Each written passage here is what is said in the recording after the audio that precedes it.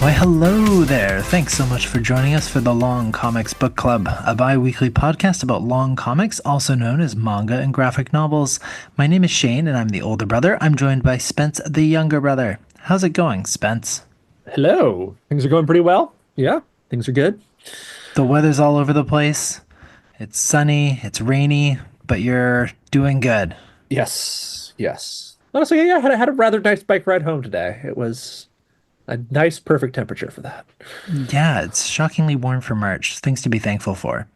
And so, if you're new to the show, thanks for joining us. For the first half of the show, we'll be talking about the long comic we read over the past 2 weeks. Today, that is The Legend of Zelda Oracle of Seasons and The Legend of Zelda Oracle of Ages. That is two stories, but they come together in one single collaborative volume. That is why it is double the fun today.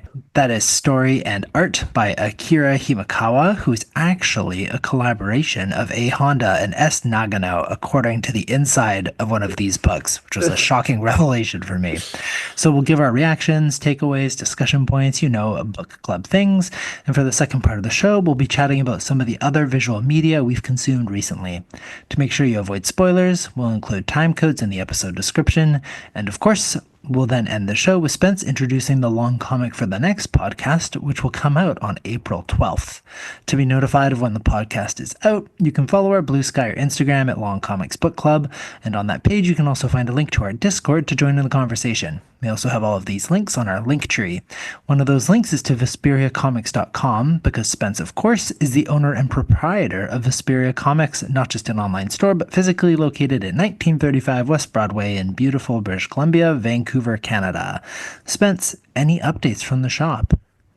Yeah. Well, the big one was today we got a big used like a big lot of used manga volumes came in. So spent all day today scanning them into inventory. Over 400 books. Just That's a massive lot. That's a yeah, big update. that is a lot of used stuff, like all over the place in terms of eras and stuff. So it's been a nice Ooh, one. lots of cool things to come in and check out. Because what's your fun thing you do with used manga? Oh yes, all used books are 30% off cover price. So yeah, If you're looking for a hot deal on a new book, yeah, go we've got check that lots, out. and we're very hardcore about keeping them in good, only the best good quality stuff. Like even though it's used, pretty much most of them are indistinguishable from the new stuff. Oh, okay. All the better for people to go swing by, see what's there, check it out. Maybe pick up something unexpected, something random. Because Yeah, if you have 400 choices plus what you've already had previously, yep, that is a plethora of yep. options for you. Got a bit of a question of gonna have to put up more shelves with these ones because Right. our used are already a lot of space. But hey, it's great. There you go. Again, well then I would encourage anyone listening to go and help alleviate some of that inventory, clear up some space. And so, of course, all of the long comics that we talk about on the podcast, including the one for today, are available at Vesperia Comics. And so, speaking of which, let's just jump into talking about this week's long comic, The Legend of Zelda, Oracle of Seasons, and Oracle of Ages. So, for those that haven't read the book yet but want to avoid spoilers, this is your time to look at the time codes and jump ahead. If you haven't read the book but want to listen anyways, also excellent, and maybe this conversation will help you decide if it's worth picking up. So, Spence, kicking us off, why did you choose this for our long comic? Well, so the Legend of Zelda manga I find like really kind of a fascinating, just a like a fascinating little piece of history, each of them, because all of them came out as the games were coming out, and I really enjoy reading them before that. Like they're a cool look at, because Legend of Zelda has its reputation now as like the greatest video game series of all time, debatably, but kind of has that like reputation as the most legendary at least. And I always find it really cool to like look back at how all those games were seen as like when they were just like little stories, kind of. And Hmm. why I picked this one specifically is I think, as I mentioned in the last podcast, Oracle of Seasons, Oracle of Ages were the first Zelda games the two of us played. So I thought that would be a good way to start at them. And also, it's like the way these come now, and there's some like big fancy ones, and it was just better because there are like two of them. It's like one complete story rather than two disjointed stories. The only other one like that is Ocarina of Time. That was the other one I thought about, but I decided this one would be more. I don't know. Just yeah, it won out because of the Because history of for us. the reminiscing. Yeah, Yeah. not that like Ocarina of Time wouldn't be because that was like our second Zelda game we played after this one. So Right. But it was yeah, cool to check this out. That's really interesting. I didn't realize that these came out simultaneously with the game. Also, I yeah. will quickly move past the declaration of this as one of the greatest video game series of all time. I mean, I think that there's some merit there, but I don't want to get into Yeah, well, that's what I said. It's a fisticuffs debate. with It's a anyone debate. online. It's like the most legend. Legend of Zelda has large amount of like cultural history that like no other video game series quite has. Like Hmm. they're yeah, but yeah. Interesting. I'm sure there's lots of people who would be in contention, but we're Oh gonna let that stand. And you know yeah, what? exactly. Because it has the name Legend in it, and I can't think of any other series that says Legend, it is therefore the most legendary, Boom, just perfect. exclusively through name titling. Genius. That's a strong play. Cool. Well, I think that's a really interesting and exciting reason to choose these. Also, I think what you touched on there, and that makes these the perfect thing to talk about on this book club setting, is that they are standalone. So this is not, I mean, it is part of a bigger series, but these are meant to be like little self-contained stories, and that's sort of how the Legend of Zelda games also usually play. So their own Yeah, single little stories. I shouldn't say little stories. They're their own little, if not epic stories that are self-contained. And so cool to see that then also reflected in the books as well. And so that's very interesting. They came out simultaneously yeah. because I was going to ask, as we get into this, how similar is the plot in these to the games as someone that does not remember the games that well? So that's one of the other interesting. So when I basically the case, whenever I suggest something, it's always something I have read at some point in the past, but generally I haven't looked back on in years. So what's fascinating about this is I forgot how little these actually follow the events of the actual games.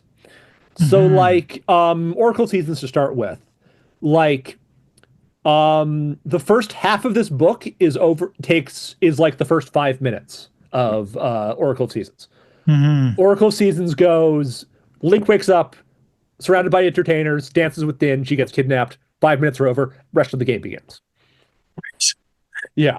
Whereas they really milk it in this one. Yeah, Oracle of it takes like Seasons, half the the book before Din gets kidnapped. yeah. So and then they skip through the entire like Zelda game part of it. Yeah, that's certainly something I was thinking about just in terms of the titles. And I think that this is something that's very interesting about the series is that they're all The Legend of Zelda and the main character is Link. And Well, so yes, that's an that's we're it's doing deep and complex conversations that have been going on since 1986. Like yeah. this is yeah. So they sort of shoehorn themselves that they have to include that every time. Yeah. But certainly, I see no reason in either of these to include Zelda. She's very, very much tacked on, Oh yeah. especially in seasons, which is unfortunate. I think that there's not a lot to say in terms of the titles. I think they're very self-explanatory. Oracle of Seasons being about the Oracle of Seasons, Oracle of Ages being about the Oracle of Ages, and Yeah. then how the magic related to those two separate things impacts the world and creates the plot line. Yeah. It is Yeah. a very weird plot structure. Seasons. I I'm trying to Yeah. decide how we discuss Yes. these Okay. two books Discuss. separately. So I'm gonna Okay. just start out as a base, just so that we're getting this out of the way at the start. I think that Oracle of Ages is a really incredible classic romantic hero story. I think it's really tight. I think the story's great. I think it has an excellent arc. You can sort of see the build up. There's a climax. You have these great characters. There's something poetically beautiful Yeah. when they meet this skeleton who's trapped on a ship for eternity in a storm that never ends is beautifully poetic. Raven is, I was almost like, I don't care about Link anymore. I want to meet this Raven guy because he's so cool. And I think I had like my first like goosebumps moment reading one of these graphic novels or manga when he's talking about when he's like talking to the soldiers and he says, "Don't challenge me lightly." It's a great. I mean, I also like that the plot summary is very simple for Oracle of Ages. It's essentially, well, is it simple? Sorry, Yeah, you well, say your thing it's. first, and then I I'll was also attempt a going to plot say, summary. yeah, I was going to bring up that. So the interesting thing is, at least as far as I can remember, Raven is not a character in the actual games. That which is so interesting because he's clearly such a pivotal central character in this manga. Yeah, and like a ton of the other like characters are just like way in different positions. Like Mabel from Oracle of Seasons. We're not talking about seasons yet. Okay, but I'm just See- more to the point. Like she is like a background character with almost no plot relevance. Interesting. Yeah, But they really, okay, so they do take a lot of yeah, a liberties, lot of liberties. which is really interesting because you kind of assume that things that are based off other original content are going to closely adhere to the storylines of those content. But I think that that makes it more interesting. So then it rewards people that maybe haven't consumed the original piece of media, and lets it be its own standalone thing as well. Yeah, and like all of the Zelda mangas do that to some degree. Like a super famous one is in the the Ocarina of Time manga, like Volvodia, the boss, big fire dragon boss from the Fire Temple. I don't know if you remember that guy. But yeah, so in the game, he's just the big dragon you fight at the end of the Fire Temple. But in the manga, there's like a whole arc about like like adopting him when he's a baby dragon and all that before finally having to fight him as a adult dragon and stuff. Wow, that's Yeah. very sad. Oh yeah. That is intense and very dramatic. I am now curious about that one as well. That's also very funny about not being. I'm also not sure how to do the Ocarina versus Ocarnia. I'm The actual pronunciation is Ocarina, but I've been calling okay. it Ocarina of Time since I was Yeah, 6 years old, Ocarina. so it's Well, so hard to break that. I think there's a lot of those when it comes to The Legend of Zelda. Are you ready to have one that's going to blow your mind for Oracle of Ages? Nehru's guy, it's Ralph, which I thought was Ralph. Ralph. Yeah. Was it Ralph? No, it has been explained to me. Another way to pronounce his name is Rafe. Rafe. Yeah. So his Weird. name is Rafe. So you know the actor that plays Voldemort? His name is Yeah. Rafe Fiennes. Oh wow. So there's a good It's chance. not Ralph Finesse? Oh man. Everything has Yeah, changed. everything changes. Yeah, it's pronounced Rafe, which now makes way more sense in the Yeah. context of Legend of Zelda that you don't have Ralph running around, but you have Rafe, which sounds much more fantasy. Yeah.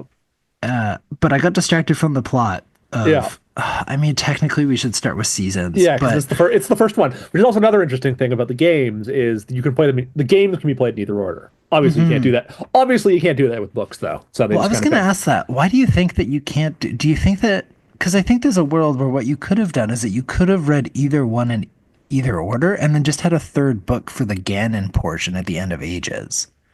That fair. I might just be a like trying to have a third book. We just I want to do it think in that it, two. I think that this could have been stretched to three. I think you could have had seasons and ages. You read either order, and then you have a third one that's about Ganon, and then you build in the Yeah, Zelda element. Oracle of Secrets. Because in the games there's because okay we're going deep into Zelda lore right now because you know how Din and Nehru are the names of two of the goddesses from Hyrule, Yeah. and then there's the third Feral, and and in the game she's the Oracle of Secrets, and she's like the bridge between the two Oh, games. So there yeah, you go. Missed opportunity. It was right there the whole time, and they missed yeah, it. Okay. Well, I think that would be my first thing is that I think that this would have made more sense as three. I think it would have been cool, like the games, to have been able to read either one in order. I yeah. think I'm also biased towards that because I think Ages is great and I think Seasons is is a questionable book. I was going to say terrible and then I felt bad about how hard that sounds. I don't like Oracle of Seasons. I don't think it's very good. But I really like Oracle of Ages. And so it's unfortunate that you have to get through Seasons to get to Ages To be fair, you because could more or less ignore the plot. Like if you could just start on Ages, the plot would still pretty much isn't hard to follow or anything. Of ages, you mean? Yeah, of ages. Like Okay, I was gonna you say- don't need you you don't don't need need Oracle the. of Se you That's don't true. need the background from Oracle of Seasons. Yeah, because Like, well, like I guess we'll just admit it right now. I owned the two original books from like back in the day, so I just used those rather than the fancy omnibus. So if you just happen to find just the Ages book by itself, that would still that would still work. yeah, or if you're reading the omnibus and you're like, wow, I don't like this, skip the rest of seasons and just jump right to ages and you'll probably be okay. Because to give the brief plot for ages, and I promise we'll go back to seasons. Again, it doesn't matter if you read the order, but it's simple. It's that you have Link the hero. He sees the Oracle of Ages get kidnapped, possessed, and transported back in time. He goes back in time, meets his ancestor, meets these other friends, saves the goddess, the Oracle of Ages, Yeah. and therefore saves all of time.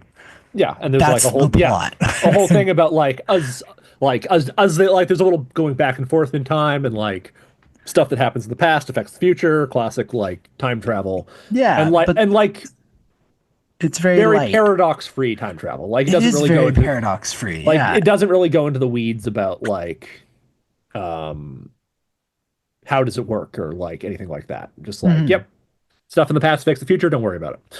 Exactly. Looper, Yeah, Looper Looper theory. rules. Yeah. For those not familiar with the movie Looper, that's exactly what it is. Looper's like, ignore this. This is how it's Yeah, happening. I yes. think Bruce. Bruce Willis literally at one point goes, "Don't worry about it. If we try to explain this all, we're going to spend the next hour right making diagrams. So just don't worry about Exactly. it." And that's sort of the attitude they take in this. And so it's very great. I think the characters are all make sense in their and the roles that they play all make sense. The one thing that's a little weird is that it just happens to be that they strum the harp and end up on the ship at one point to meet the guy that Yeah, happens to have the weakness. And then it happens to be that there's a whole bunch of helpful coincidences, but yeah, the but it's all it's got a like almost like Arthurian legend level to it that it's like, ah, sure. that's what I was thinking of. And again, that's why I was really talking about that like poetic nature of the skeleton crew trapped for eternity in this storm is Yeah, really kind of beautiful. And I like Arthurian. I think that's a great comparison. And so I really like it as a self-contained story. The Ganon part at the end, where it happens to be that I don't fully. I also yeah, think that that starts to get into some of my our qualms that we've had with other things, where you sort of have to know a bit more outside of what's going on. Where if there happen to be these twin Rova witches who then bring back this giant pig thing, and if you don't understand what who those people are, it doesn't make any sense. yeah. But Because if you actually, ignore that part of it, the rest of it's pretty tight. yeah, because that's all kind of similar to how the games. So I guess I should just give a little because you probably don't remember how the games worked. So you could beat them in any order, and then when you beat the game, it would give you a code that you would input into the other game. And then that would add a bunch Mhm. of extra little stuff into when you played it through the second game, including it would give you a second final boss that would be Ganon. Right. So that makes sense. And that's again why I think that these are really cool, fun stories, but there could have been a third one that would have been the Ganon Yeah. plotline. Um, and the characters again are really great. I really like Raven as a character. I think that he's great. I think that Raph and Link have an interesting relationship, so there's some fun going on there. I'm fine with Nehru being a little bit less active in this story, Yeah. which She's is a damsel in distress, but also like, yeah. mhm. I mean, that's exactly what she is, unfortunately. Yeah. So it would have been nice to give her a little bit more. Yeah. Um, what's the word I'm looking for? Agency. Autonomy. Yeah, a little bit more agency. So that's too bad, but it's a small enough story that it has good pacing and it does its job, and I enjoyed it. I thought it was good. I like the art as well. I think that it's Yes. very, you think of what does 90s manga probably look like? It would be this. Tezuka-esque. I'm It not going to reminds me know a what lot that of is. Azuma Tezuka's like the godfather of manga. His most famous creation is Astro Boy, Hmm. but he also did like you remember those like Buddha manga volumes you read when you were a I teenager? 100% do. Yeah. Yeah, he also did those. Wow, that's interesting. Yeah, and as well as like do you ever watch the Dororo anime that came out? Well, he did Dororo. So he's done an insane amount of stuff, and a lot of the like character expressions and stuff are like very him. And Hmm. also that same level of like big epic stories, but also like a lot of more like still cartoony facial expressions and stuff. Hmm. Okay, that does certainly sound like what these are. I Yeah. also was thinking that this is very much the art style that if you ever picked up one of those books that was like how to draw manga, Yeah. this is the art style. Which is totally fine. I think it's fun. It's very big eyes and yeah, like you were saying, big facial expressions and uh it's also really interesting in comparing this to something like Witch Hat Atelier, where we talked about how the backgrounds played a big role in Witch Hat. There's not really backgrounds in this to the No. same degree, and uh, that certainly is again why Witch Hat really stands out. I think it's sort of unavoidable to start comparing stuff, but Yeah. um, I think it certainly shows that a lot of time has been put into plot for something like this, where you have that one simple self-contained story, but not as much as put into world building. You just sort of Mm. take a lot of it for granted. You arrive, there's a tower being built, and then we go from there. You don't really have to understand the wider cultural context for what's happening, which is completely fine, but also again speaks to the pacing difference why Witch Hat was just sort of starting to build a story, whereas this is one that's very self-contained. Yes. And Link is fine as a main character. I mean, it's always funny reading Link talk. Yes. Because famously, for those who don't know, Link does not speak in the video games. Ever in Uh, any of them. Yeah. So it's always jarring the first time I read him speak. Yeah. Um, but he's a kid, which is easy to forget that he's like fully a child. Yes. And also that's because of the thing, because it's like each Link is a different character. And that's another thing when you read through the mangas of them all. They all do like really they do give each Link like some level of difference. They're not all like this more like yeah, childish kind of thing that the current Link is. Mhm. Yeah, they all sort of have their own different personalities. And so this one is very childish, very playful. Same personality between both books. Yeah. Um, Also, then really great to have that play off of Rafe, who's also clearly a child but a noble, and so those two play off well. Then you have Raven, who he really looks up to, and is this super stoic figure. Um, it makes it altogether a really enjoyable read. I'd probably read Oracle of Ages again. I think I enjoyed it enough. I'd probably go back Yeah. to it, and there were Yeah. some really good moments. I didn't think that it also there wasn't like any magical, really lucky solves or anything other than that pirate ship. But again, that was just so cool with the skeleton crew and Yeah. yeah, makes it a great read. I would recommend Oracle of Ages as a standalone thing, even if the ending's a little bit weird if you don't sort of understand the wider game Yeah. context. I think that it's good enough, and I mean, if only because Raven is just like so cool. I'm just a full Raven stan. Uh This guy I've never met before, but he's so cool. yeah.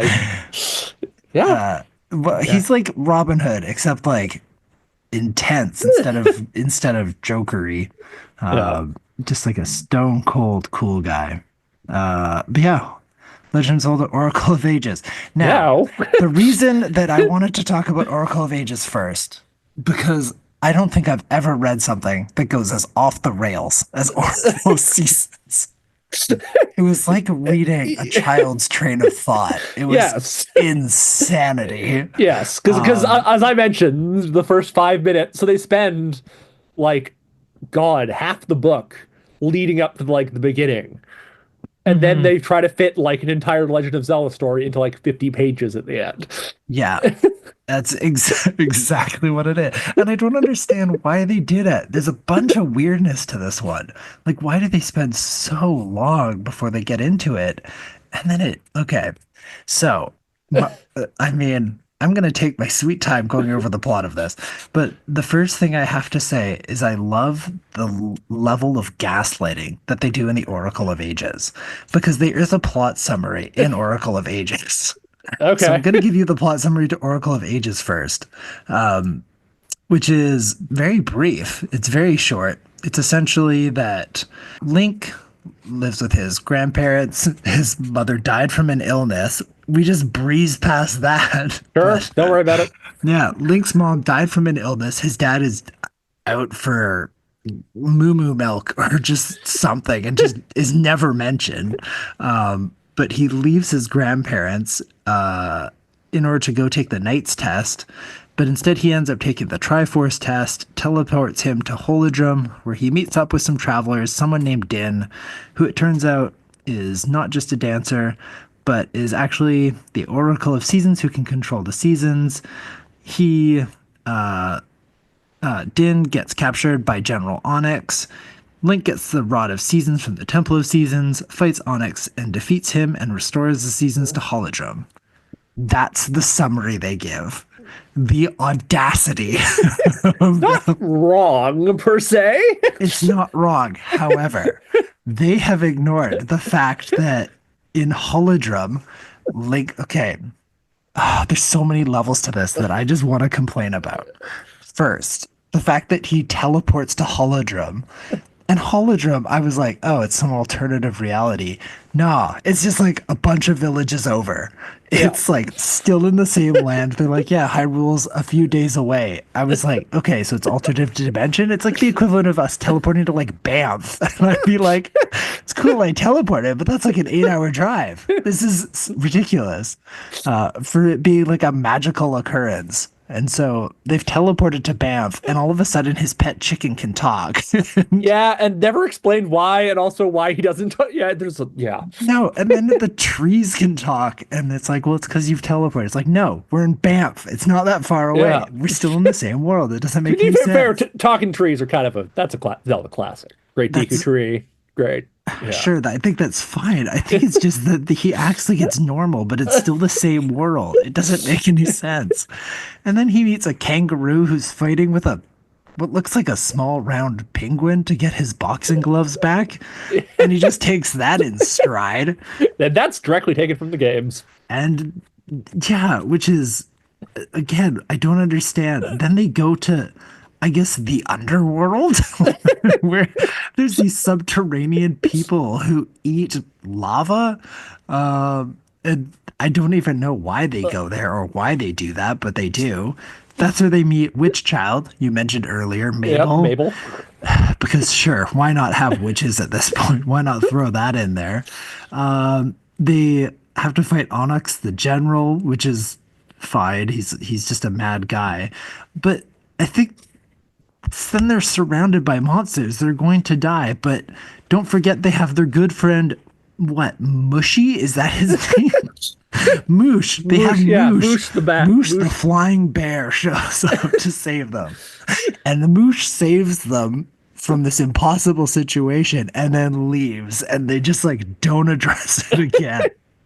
And Moosh isn't even in the end. He's just like this helpful giant bear that can fly at like the speed of sound and that just happens to come at the right time.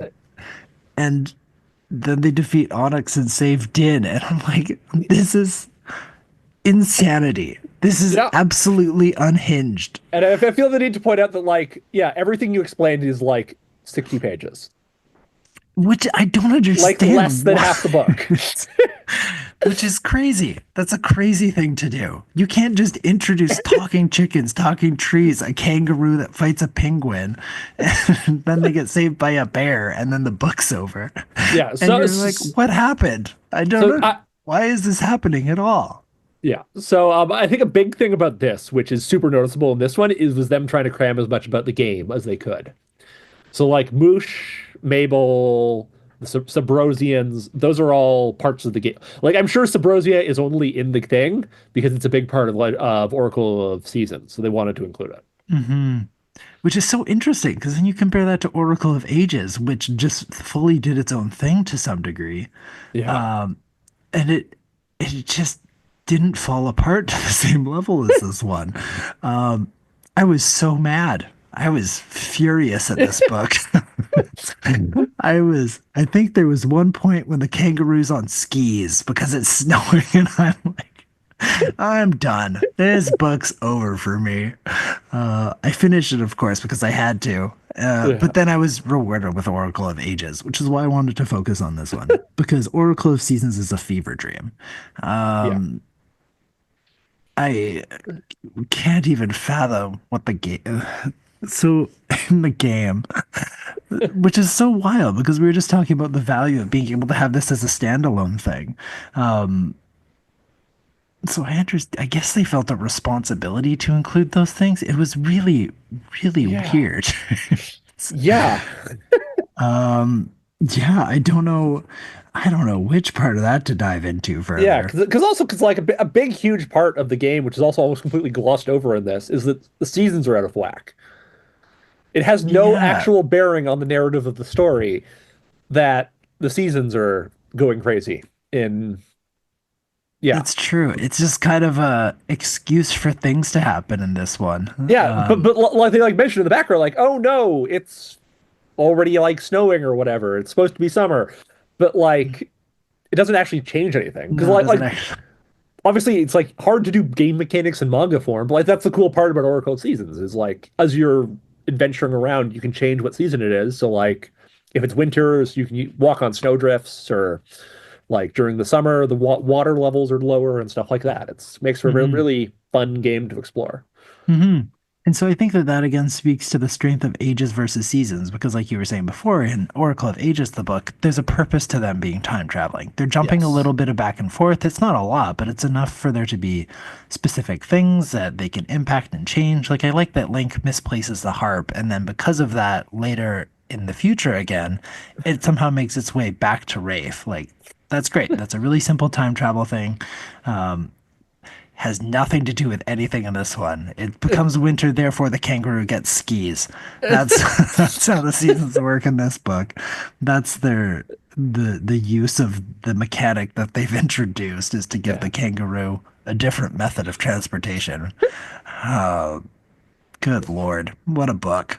Um, Well, the kangaroo's name is Ricky for the record. yeah, that's an important note. The kangaroo's name is Ricky. It's important that we throw it in there. Yeah. And Um, he's boxing, so it sounds like Rocky. Oh God, that's why it all ties back to our previous podcast as well. We're getting Yeah, it's all back about into Rocky. it's back into boxing anime again. That's what we're actually working our background to.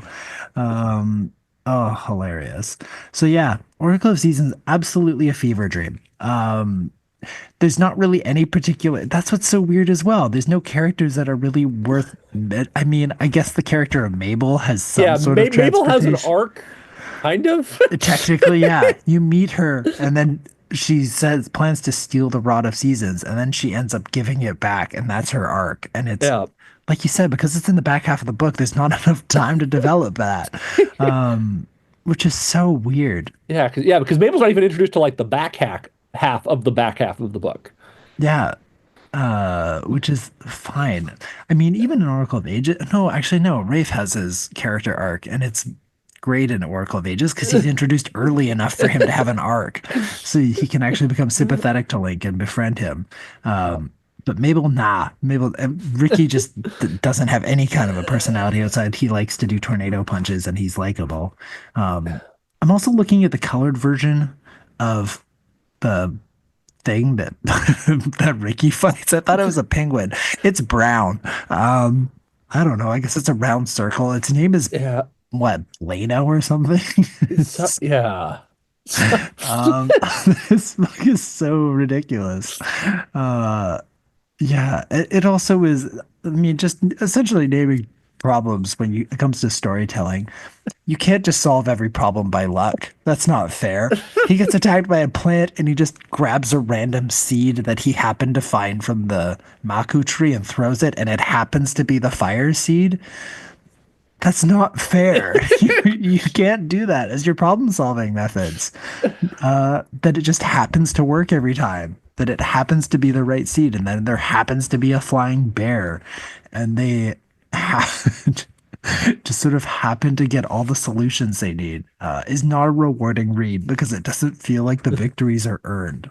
Also, it's Blano. I just looked it up. Leno's the name of The the little round creature that Ricky the Kangaroo fights is Plano. yeah, the store Ricky's boxing gloves. Yeah, and because he was not possessed by Yeah, Onyx, but he was mean because of him, yeah, and it yeah. Because getting Onyx punched was hard enough and knocked causing. him out of it. Who knows? Good There's a Lord. lot going on. There's a lot going on in Oracle of Seasons. I mean, it makes him a really interesting comparison because you have this really small, tight Arthurian legend story in Oracle of Ages, and then you have this storybook high fantasy fever dream of Oracle of Seasons, and which makes them just really weird that they're by the same people, that they're one after another. It makes it a really weird one too, back and forth. Um, and again, makes me really think that they could have been done as one-offs and then had a third one for the Ganon series as well. Um, but I digress.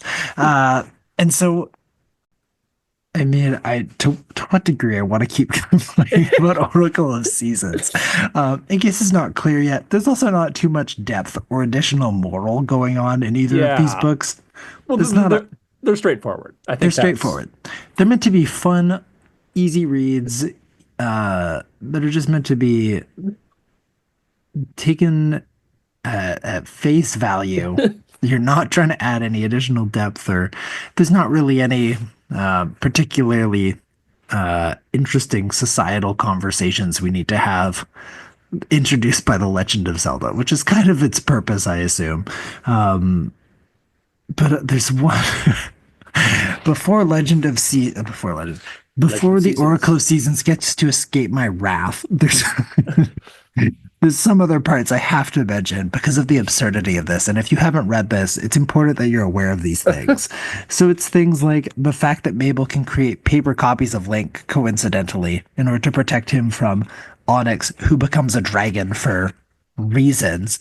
But most importantly of all is the fact that during the fight with the dragon, the little chicken thing, Pyoko, dies.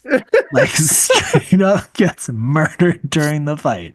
And it's really concerning and it's quite upsetting.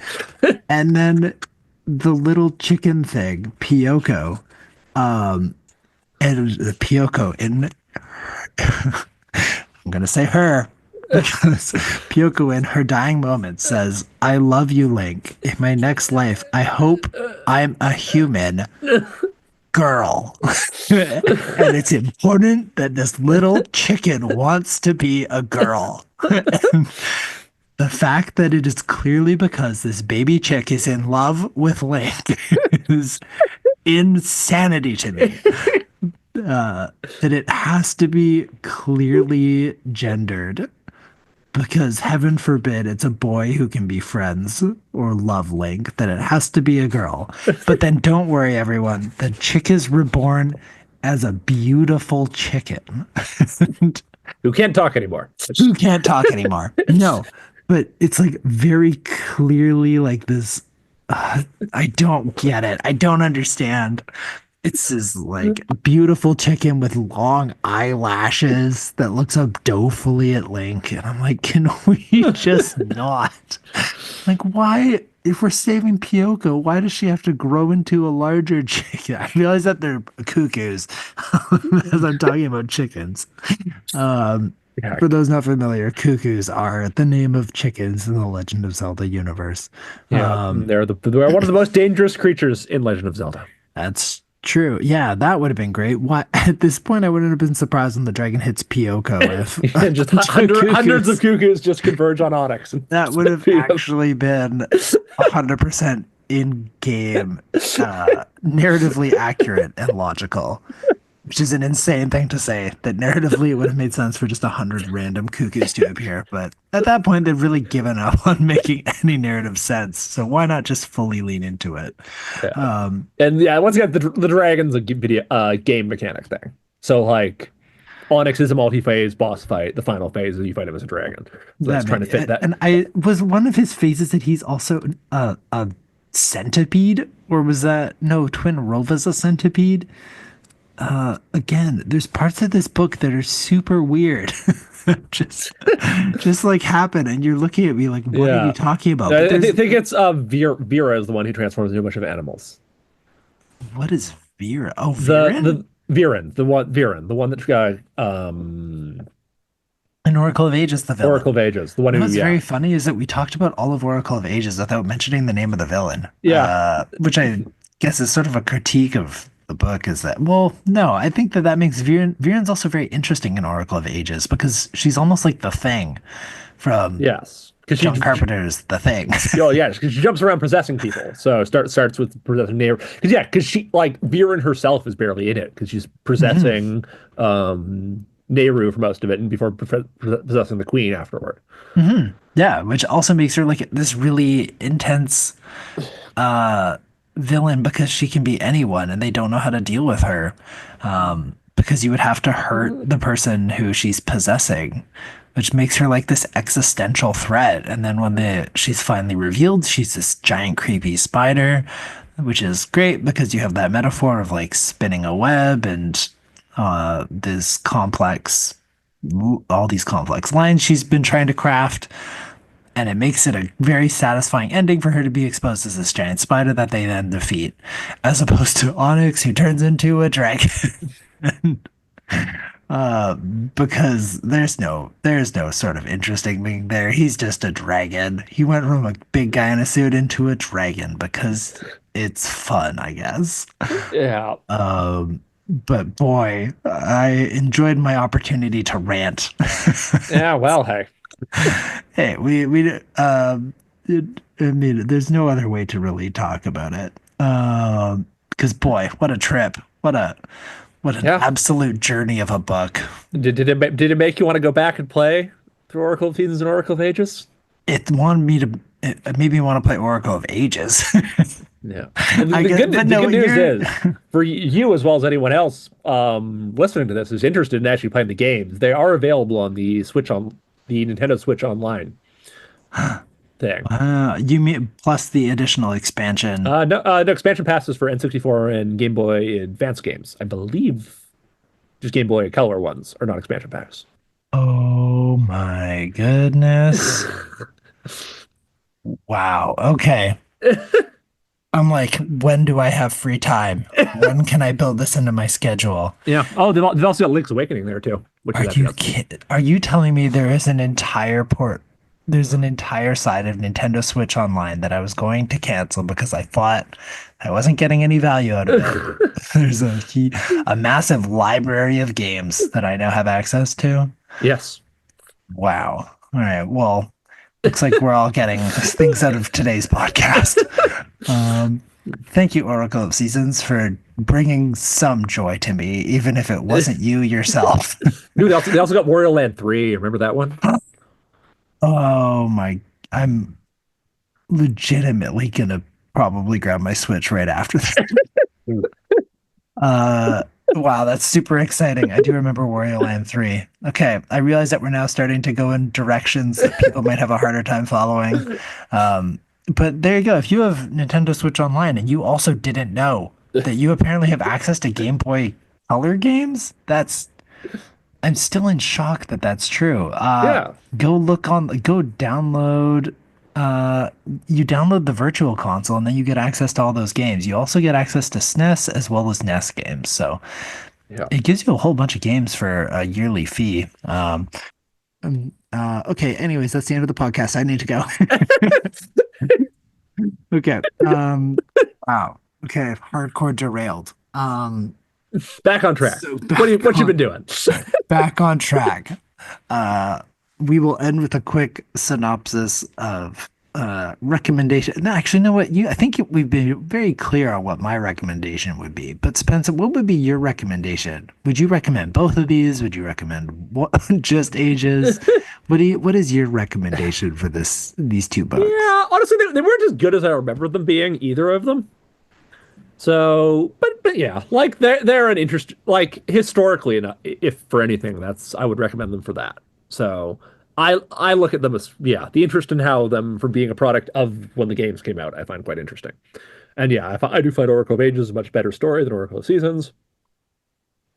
Yeah. But neither of them were stunning, but they're fun for what they were, and especially if there's something that you played during that time, cool to look back on as well. Yeah. Wow, I Yes. think that's a good way to sort of wrap up that portion of it. Um, but yeah, if you haven't had a chance to read The Legend of Zelda: Oracle of Seasons or Oracle of Ages, the omnibus is available at Vesperia Comics. And so, what other kind of content have you been enjoying this week? Any movies, TV shows, games, or books that have stood out to you? Well, the big one is I've been watching Fate Apocrypha. You've committed to the Fate series. Oh, I committed to the Fate a while ago. That was my remember how during COVID there was that whole thing about like um this is your chance. Go watch One Piece. This will be your chance to catch up on all that. And I had the thought of like, I don't actually care about One Piece, but I've always kind of been interested in Fate. Let's go play that 100 hour visual novel. Wow. Yeah. You played through the Fate. Okay. I played the Fate visual novel during COVID. So this was me catching up of the extended media. Wow. Also, And also yeah, it's not 100 hours. People who say 100 hours, they're clearly slow readers. Only took me 70. yeah. Okay. So for those unfamiliar with Fate, I challenge you to give me like 2 sentences of what is Fate about. Fate is about wizards fighting each other, and every wizard gets to have a teammate who is a historical figure helping them out.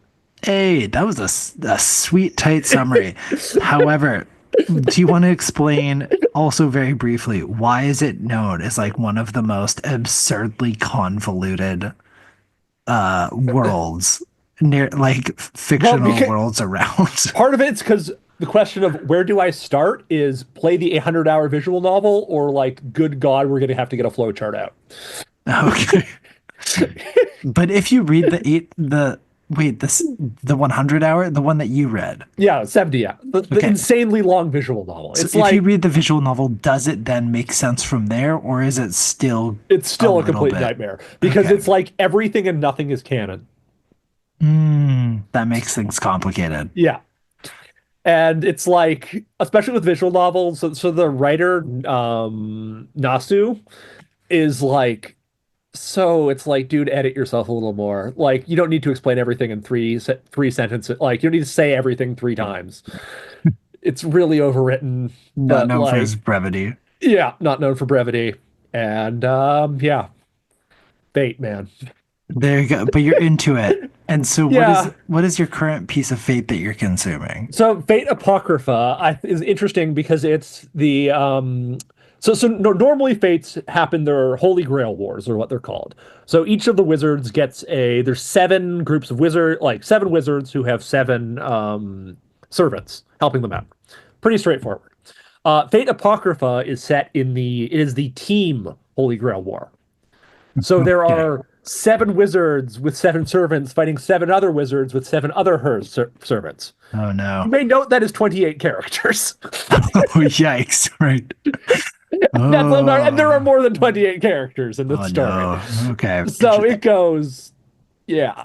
And is this a manga or is this an This anime? is an anime. It's like Okay. 24 episodes, 26 episodes, something like that. Wowzers. Yeah. That's a commitment. Okay. And And yeah. would It's you like, recommend it to someone who hasn't engaged with Fate? Or the problem with Fate is you kind of should do the light novel if you want to really see, enjoy here's the it. thing. People say that, but I disagree. I think you should Fate Zero is meant to be standalone and work on its own. Just go watch Fate Zero. It's also way better than the visual novel. Mm, Like, just in general. It's by Ufotables, the ones animating it. So it's by the Demon Slayer guys. right. So the action's insanely good. Right. They Um know what they're doing. yeah, and it's like nice and contained. We got a nice little 14, 15 characters. Don't have to worry about, yeah. There you go. Keeping it straightforward. Okay. Yeah. Interesting. There you go. A recommend a recommendation with heavy asterisks Yeah, and honestly, additional. Fate's just kind of like a fascinating thing, and like half the fun of it's like if you're as much like a history nerd as I am, it's like all the like cool different takes on historical legendary figures and stuff. Mhm. Those are really cool. Yeah, But it's really yeah, for the people that are super. I mean, it's also huge as a series, right? It's got a massive yes, following. yeah. Um, The gotcha game has been going for like 15 years and is like been in the top five gotcha games that entire time. So it's like a multi-billion dollar franchise and stuff. Yeesh. There you go. Yeah. Uh, then go maybe check it out. Don't check out Gotcha Games. I'm never going to Yes, don't recommend a Gotcha do game. not, Don't do and it. especially Keep away. Fate Go is apparently like one of the most worst like because of how old it is, it Uh, has like none of the stuff to make it like not as miserable. So like we're talking like take your 0.5% pull rate and nothing to make it easier for you. Brutal. Okay. And for those not familiar with Gotcha, it is microtransaction heavy, Yeah, uh, randomized microtransactions. randomized microtransactions that are super predatory. Hence Yes. why you never recommend a Gotcha game to No, someone. never, never. Okay. And there you go. So that's where Fate's at. I don't have too many things on my end. I guess I technically have two animes, one of which I've picked up again and one of which I've stopped. So the one that I'm rewatching now, is Wotakoi Love is Hard for Otaku, which Mm, is just a really fun, light rom-com about office workers who are also nerds. yes. That's pretty Great. much the summary. It's super cute. It's super easy to watch. It's also very funny. And there's also always something nice is like being in your early slash mid 30s and just watching people who are in their mid to late 20s romance instead of like high schoolers. So That's there's always an appreciation for that from someone my age. yeah. Um, And then so also add to that that the entire series is available at the Spirit Comics because it is finished. The that's manga always is nice. There you yeah, go. and Well, it doesn't don't know if they're ever going to have a second season. So it they'd have also to. doesn't really need it. It's No, it 100% doesn't. But no, but I'd be down for one. there you go. And they also don't mess around, which I appreciate. They start dating, I think at the end of the second episode. Yeah, Um, in the manga, it's like yeah, like in like the third chapter or something like that. they're not here to mess around. So that's Yeah, always nice with romance as well. You don't have like the will they won't they for the entire time and then it ends with the fireworks and yeah. And maybe the they touched confession hands or not, yeah, but the who's confession to that they say? don't hear over the fireworks. Correct. Yeah. Love that trope. It's always great. And then the other one that which I just have to stop is My Happy Marriage. Is that what it's called? Yeah. Are you are aware of My Yeah, Happy I Marriage? haven't watched it, but I'm aware of it. Jesus Christ. Okay. My Happy Marriage is I was the first oh, I don't even know how to describe this because the first season is not the same as the second season. So for first season is like the daughter in a noble family who is sort of shunned off to the mountains gets married off to this guy for social status reasons who's supposed to be terrible, but then they end up falling in love.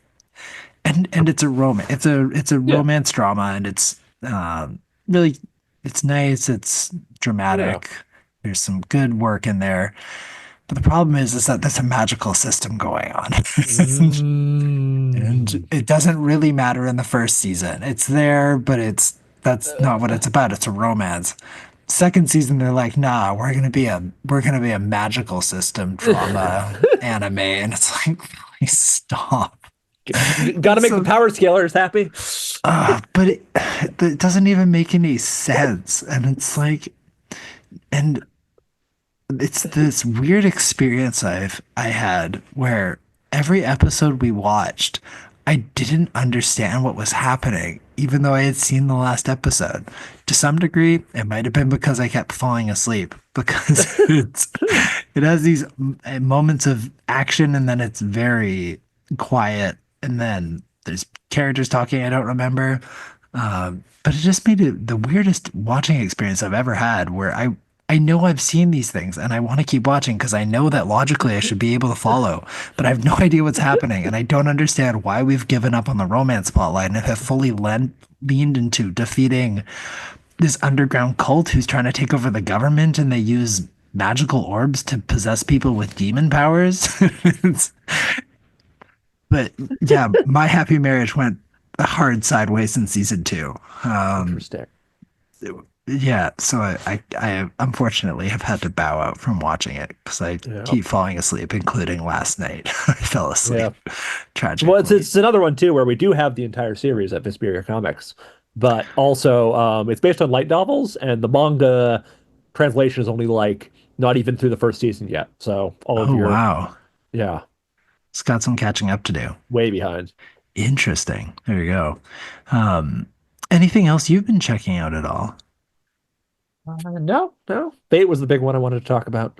That it is a big one to talk about. The only other thing I would mention, just because I thought it was interesting, as sort of a question, um, considering that this is like a video game book, um, are they still releasing video game manga, or have they fully translated, moved over to video games now being converted into TV movies? Yes, there are still some, but it was never a huge um it was never a huge part of manga, the game Mm, adaptations. hmm But there's still like Persona 5 had a manga adaptation not that long ago. hmm That was took its sweet time, so it only fit it like despite Persona 5 coming out in like 2017, the manga didn't finish until like a couple years ago. Um yeah. There's no Breath of the Wild manga, which there should be, but I don't think there should be. I was thinking about more to this. the point, they've done that for like I guess it's more to the point like everything else. And Hmm like Twilight Princesses, nor like I said, most of them have been like one little half of like a volume that like two of them get put together to make an omnibus. But Twilight Princess is like a 12 volume massive epic. Interesting. I mean, that also is making sense because once I was reading these, I was trying to imagine would these ever be converted into film? And I think Mm. no, not for these ones. But I was like, I wonder, just because it's such a trend, like you have, especially when you think about stuff like Arcane, which is based off of League of Legends, you have Fallout, which is based off of Fallout. Um, but you have the Super Mario Bros. Movie, so you have all these really successful, but also very well done. Well, I'm gonna rule out Super Mario Bros. Movie from that, but Fallout and Arcane are like exceptionally well done. And so I was just wondering if The Legend of Zelda is sort of going to eventually be on the docket for some I sort think of film. when Mario made $1 billion, Nintendo was like, okay, fine. I guess we We'll let you make the Legend of Zelda movie. do you I so you believe think they've it's already gonna confirmed happen? it. I think they've already Interesting. confirmed it. So then there's the question: will Link talk? And Mm. will he be voiced by Chris Pratt? Let's hope not, but Yeah. I think Link will have to talk. Yeah, But probably. how do they do that without infuriating everyone? Yeah. Who can you get as a voice actor that won't make everyone really angry? Whoever voiced him in the 1980s cartoon. 100% incorrect answer. Uh, for those that don't know, that cartoon is nothing short of a nightmare. Excuse me, It's like the most princess. obnoxious voice acting of all time. Um, but that's really interesting that it would be. I mean, that's what I also thought was really interesting about these books. That it's not like they're trying to like make a buck out of them. It doesn't seem like they're not trying to build out like a merchandising. It's not Yeah. like built meant to like build out a bunch of merchandise, which is sort of what the Super Mario Bros. Movie was very clearly trying to do. Yeah. Um, which also made them really interesting. I think it was just telling these stories for the sake of telling the stories and Yeah. yeah, just adding to the fantasy element of it. There you go. Time back into the book club part at the end. Ooh, There you go. excellent. We work back around. Because of course at this point, uh, as we're winding down, Spence, it's time for you to introduce what's next on the reading docket. So what do the fine folks at home and I get to look forward to reading next? Okay. Once again, so we're back to the graphic novels, back from the West. And we've so far the two ones we have done we've both been Marvel comics, so I'm figuring it's time to go for the DC, the Detective Comics, and we will be doing Superman Red Sun. Ooh, okay. So this is an Elseworld about what would it be what would happen if Superman, rather than landing in a field in Kansas, landed in a field in the Ukraine. Whoa. Okay. Yeah. So, How long ago was this so this was written? made in 2000 or 2001, something like that. Wow. And it's about, yeah, communist Superman, Superman from the Soviet Union. And Ooh. it's written by Mark Millar, who very prolific comic book person. Once again, got to fit Civil War in somehow because he is the writer of Civil War. It always ties back to Civil War.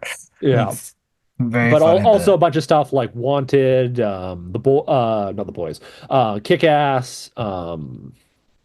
Yeah, lots of that. Okay. Yeah, Oh, I remember the Wanted comic. That's another one that I remember really enjoying back in the day.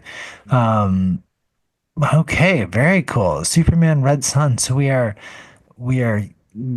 roaring back into having some political conversations next in 2 weeks then. yes, Uh, very interesting. How exciting. yeah. No, it's I'll be very interested. I am a big fan of it, and it's quite pop. It's quite a monument. Also, I think one thing to be mentioned about it is at this point, evil Superman's kind of played out. This was like one of the first ones to deal with that idea. Ooh, it's evil Superman. Well, that's the question about like I guess Uh, antagonistic Superman was a big Anti-hero Superman. anti like this was before Invincible. This was before The Boys. This was before Injustice. Okay. Yeah, Interesting. So we'll have part of that to talk about. Very absolutely. cool. So if you're also interested in reading Superman Red Sun in advance of the next podcast, you can order that at VesperiaComics.com, or you can maybe go in person and pick it up Yeah. at Vesperia Manga and Comics if you're in the Lower Mainland of beautiful British Columbia. Or of course, Spence also does offer Canada-wide shipping. But we realize that buying a new book every 2 weeks isn't always financially viable for everyone, so consider inviting a friend to split costs, or borrowing a book from a friend, or check out your local library to see if it's available. And that's it for episode number 6 of the Long Comics Book Club. Thank you so much for listening. You can follow our Blue Sky and Instagram for updates, as well as join our Discord to share your thoughts on The Legend of Zelda, Oracle of Seasons, and Oracle of Ages, or Superman Red Sun in advance of the April 12th podcast. Until then, I clearly need to go play some Nintendo Switch Online, and we will talk to you later. See Bye. ya.